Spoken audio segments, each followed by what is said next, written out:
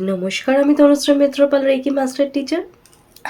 আজকে আমি নয়নতারা গাছ বা নয়নতারা ফুল নিয়ে, যেটাকে আমরা সদাবাহার নামেও চিনি, সেই গাছ সম্বন্ধে বা সেই গাছ আমাদের জন্য কিভাবে বেনিফিটস হতে পারে সেগুলো আমি আপনাদেরকে জানাবো।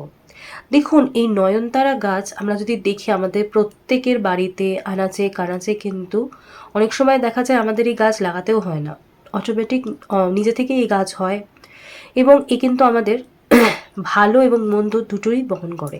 কিভাবে ভালো কিভাবে মন্দ সেটা কিন্তু অবশ্য করে আমি আপনাদের জানাবো। এবং এটাও বলে রাখি, এই গাছ যদি আপনি সঠিকভাবে সঠিক জায়গায় স্থাপন করতে পারেন, সঠিকভাবে যত্ন নিতে পারেন, তাহলে অবশ্য করেই যেমন আপনার সৌভাগ্যের জন্য দায়ী হয়, তেমন যদি এই গাছকে আপনি সঠিকভাবে পরিচর্যা না করেন এবং ভুল জায়গায় রাখেন, ভুল সাইডে যদি মানে বাড়ির কোনো ভুল জায়গায় যদি এটা থাকে এবং যদি এর যত্ন না পায়, তাহলে কিন্তু ঠিক সেরকমই নেগেটিভিটি আপনি এই গাছ থেকে পেতে পারেন এবং এই নেগেটিভিটি কিন্তু আপনার এবং আপনার পরিবারের মধ্যে নানা সমস্যা তৈরি করতে পারে বা সৃষ্টি করতে পারে।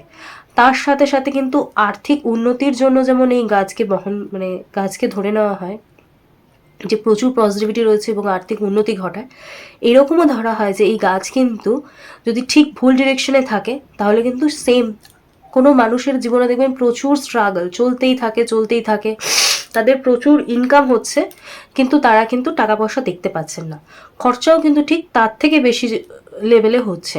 তো এই সমস্ত ক্ষেত্রে বলে রাখি, এই নয়নতারা গাছ কিন্তু আর্থিক যে সমস্যা বা আর্থিক কোনো সুখের আপনি মুখ দেখছেন না সেটারও কিন্তু রিজন হয়। তাই সমস্ত ভিডিওটা কিন্তু মন দিয়ে শুনতে হবে, বুঝতে হবে এবং সেই ওয়াইজ যদি আপনি জিনিসগুলোকে মেনে চলেন, তাহলে অবশ্য করেই একটা সুন্দর সুস্থ নয়নতারা গাছ কিন্তু আপনার জীবনের জন্য অনেকটা পজিটিভিটি আনতে পারে, আপনার পরিবারকে রক্ষা করতে পারে, নানা সমস্যা যেটা চলছিল, যার রিজন আপনি খুঁজে পাচ্ছিলেন না সেই রিজনটাও কিন্তু খুঁজে পেয়ে যাবেন এবং সমস্যার সমাধানও কিন্তু আপনি অবশ্য করেই করতে পারবেন। তো সম্পূর্ণ ভিডিওটা দেখবেন। আর যদি আমার ভিডিও আলোচনা আপনাদের ভালো লাগে তাহলে প্লিজ আমার চ্যানেলটা সাবস্ক্রাইব করে নেবেন। আর আমার ভিডিও যদি ভালো লাগে তাহলে প্লিজ লাইক করে কমেন্টস করে দেবেন। আর এই লাইক আর কমেন্টস আর সাবস্ক্রিপশন কিন্তু সম্পূর্ণ ফ্রি, আর আমাকে সাপোর্ট করার জন্য এটা কিন্তু খুব দরকার। তো এই নয়নতারা গাছ যদি আপনারা দক্ষিণ পশ্চিম কোণে লাগান তাহলে কিন্তু আপনাদের আর্থিক ক্ষতি হতে পারে। তার সাথে সাথে যদি আপনি রান্নাঘরে কোথাও নয়নতারা গাছ রাখেন সেক্ষেত্রেও কিন্তু আর্থিক লস কিন্তু এই গাছের রাখার জন্য হতে পারে। আপনি যদি এই গাছে রাত্রিবেলা জল দেন তাহলে কিন্তু মানসিক অশান্তি, অনিদ্রা, তার সাথে সাথে কিন্তু ঘরের যে পরিবারের যে লোকজন আছে তাদের মধ্যে কিন্তু অশান্তি বা একটা মতের অমিল কিন্তু দেখা দিতে পারে। আপনাকে এই গাছে অবশ্য করেই দিনের বেলা জল দিতে হবে, রাতে কিন্তু জল দেওয়া যাবে না, সেটা কিন্তু অত্যন্ত ক্ষতি হতে পারে। শুকিয়ে যাওয়া ফুল বা পাতা সেই গাছের মধ্যে যদি থেকে যায়, সেই গাছের যদি সঠিক পরিচর্যা না হয়, আপনি যদি সেই গাছটা পরিচর্যা না করেন, তাহলে সেই শুকিয়ে যাওয়া ফুল বা পাতা কিন্তু পরিবারের কোনো ব্যক্তির অসুস্থতা বা দীর্ঘকালীন অসুস্থতা বা বড় কোনো রোগকে কিন্তু ইন্ডিকেট করে থাকে। তাই তার সাথে সাথে কিন্তু প্রচণ্ড নেগেটিভিটি কিন্তু তৈরি করে এবং সমস্ত বাস্তুর মধ্যে কিন্তু সেটা চলতে থাকে। তাই অবশ্য করেই গাছটাকে পরিচর্যা করতে হবে এবং যদি মনে হয় গাছটার পাতা শুকিয়ে গেছে, গাছটা মরে গেছে, তাহলে সেই গাছটাকে আপনাকে ট্রান্সফার করে নতুন কোনো স্বচ্ছ পরিষ্কার সুন্দর গাছ আপনাকে সেখানে লাগাতে হবে এবং সেই গাছটাকে জল দিতে হবে দিনের বেলা এবং তার পরিচর্যা সঠিকভাবে যত্ন আপনাকে নিতে হবে।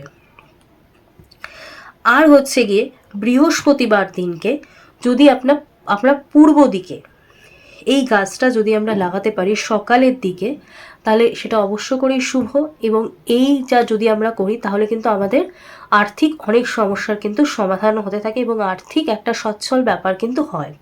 আর মাথায় রাখতে হবে, এই যদি আমরা এই ক্রিয়াটা বৃহস্পতিবার দিন করি তাহলে কিন্তু মা লক্ষ্মীর প্রবেশ কিন্তু আমাদের বাড়িতে হয়।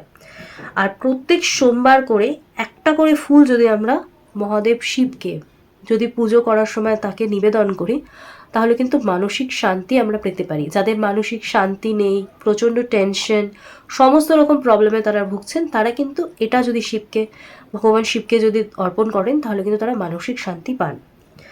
আর বৃহস্পতিবার মা লক্ষ্মীকে যদি একটা ফুল দিয়ে তার চরণে যদি নিবেদন করেন তাহলে কিন্তু আর্থিক বৃদ্ধি লাভ হয়। তার সাথে সাথে বলে রাখি যে কয়েকটি ফুল দিয়ে আপনি যদি একটা মালা বানিয়ে আপনি যদি বাড়ির যে মূল দরজা সেই দরজার বাইরে আপনি যদি ঝুলিয়ে দিতে পারেন, তাহলে অবশ্য করেই আপনার কুনজর এবং শত্রুতা কিন্তু দূর হবে। এই যে জিনিসগুলো আপনাদেরকে বললাম এগুলো আপনারা করুন। এই টিপসগুলো অনেক ছোট ছোট মনে হতে পারে, বাট জিনিসগুলো অ্যাপ্লাই করে দেখুন। এগুলো আমাদের কিন্তু ঐতিহ্যের মধ্যেই রয়েছে, আমাদের কিন্তু ইতিহাসের মধ্যেই কিন্তু রয়েছে, আমাদের শাস্ত্রের মধ্যেই কিন্তু নিয়মগুলো রয়েছে। আমরা যদি এই জিনিসগুলোকে ছোট ছোট জিনিস যদি মেনে চলি, আমাদের কোথাও যেতেও হচ্ছে না, আমাদের কোনো এক্সপেন্সেসও লাগছে না।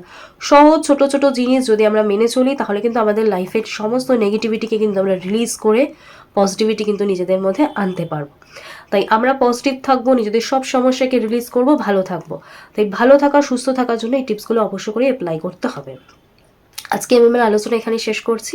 আগামী দিন দেখা হচ্ছে অন্য কোনো বিষয় নিয়ে, অন্য কোনো দিন। আজকের মতো সকলে সুস্থ থাকবেন, ভালো থাকবেন। নমস্কার।